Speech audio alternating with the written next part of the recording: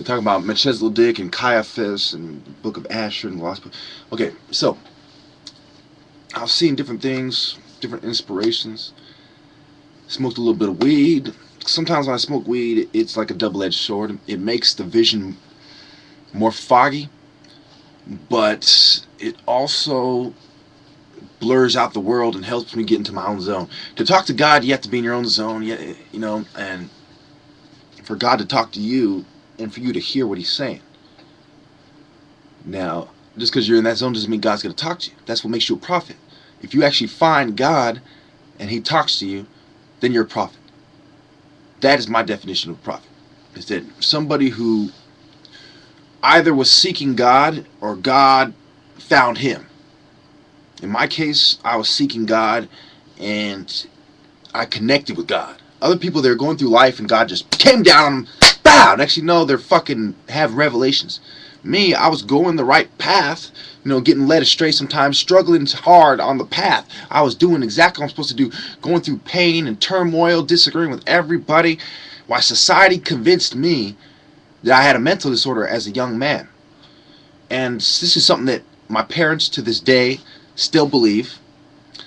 And so it's not only is a prophet not recognized in his hometown, in the modern day world, he's going to be seen as somebody with a mental disorder. Because he's going to act up. He's going to yell things people don't understand. He's going to put things away that seem crazy. So he's going to be ranting in a way that people don't understand, which is what people see as manic. They're going to call him schizophrenic. They're going to call him psychotic. They're going to call him bipolar. Because he's going to be talking about wars where people get killed. Yeah, there's people going to get gnashing teeth, heads getting chopped off, divine judgment, right? That sounds like psychotic talk, right? We talk about I'm talking all fast because I want to get the message out before it goes away. Because the message is not always there. It's time and space and sacred ground. And God was coming to me on my sacred ground in a certain time, in a certain space. And I got to tell you it before it goes away.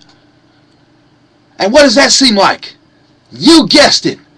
Symptoms of manic bipolar or manic depressive disorder or bipolar disorder in the manic arena.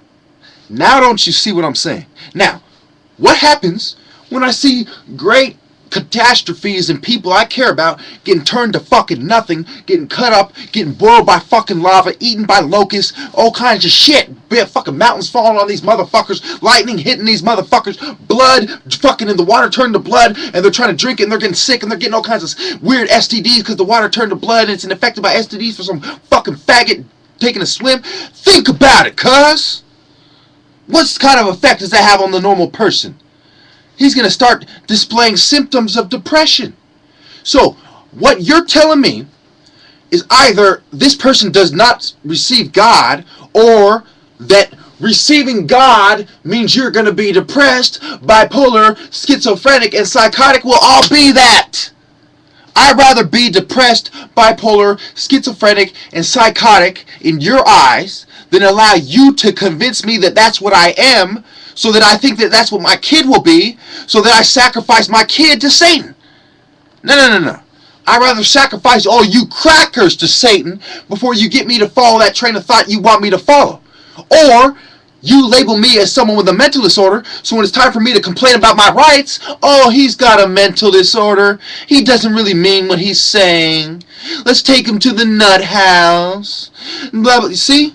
You're going to give them the instruments. You're going to give them the gun they're going to use to shoot you in the head. You're going to give them the chains they're going to use to tie you up and take you away without a fair trial anytime they want. You're going to give them the flame they're going to use to burn up your constitutional rights. You're going to give them the right to give you a police state, a fucking Nazi concentration camp that's built around this whole motherfucking country. And do you think they haven't done it before?